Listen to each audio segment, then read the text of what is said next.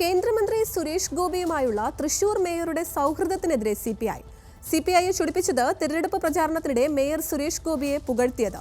അതൃപ്തി പരസ്യമായതോടെ ആരോപണം രാഷ്ട്രീയ പ്രേരിതമാണെന്ന വിശദീകരണവുമായി മേയർ എം.കെ. വർഗീസും രംഗത്തെത്തി. ലോക്സഭാ തെരഞ്ഞെടുപ്പിലേറ്റ കനത്ത പരാജയത്തെ ചൊല്ലി ചർച്ചകൾ നടക്കുന്നതിനിടെയാണ് മേയർക്കെതിരെ സിപിഐയിലെ ഒരു വിഭാഗത്തിന്റെ ആരോപണം. Mayor MK. വർഗീസും സുരേഷ് ഗോപിയുമായുള്ള സൗഹൃദം വോട്ടർമാരെ സ്വാധീനിച്ചെന്നായിരുന്നു ഇവരുടെ വാദം.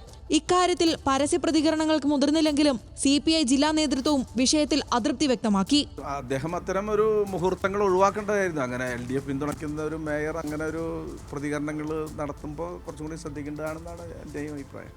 മേയർക്കെതിരെയുള്ള ആരോപണങ്ങളും പരാതികളും കെ വത്സരാജ് CPM ഓഫീസിലെത്തി ജില്ലാ സെക്രട്ടറിയുമായി ചർച്ച ചെയ്തു. തൊട്ടുപിന്നാലെ CPM ജില്ലാ secretary MM Varghese mayor M.K. വർഗീസിനെ വിളിച്ചു വരുത്തി വിശദീകരണം തേടി. ഇതിനുശേഷമാണ് വാർത്താ സമ്മേളനം വിളിച്ച് തനിക്ക് സുരേഷ് ഗോപിയുമായി പ്രത്യേകമായ ആഭിമുഖ്യമില്ലെന്നും ആരോപണങ്ങൾ രാഷ്ട്രീയ പ്രേരിതമാണെന്നും മേയർ വിശദീകരിച്ചത്.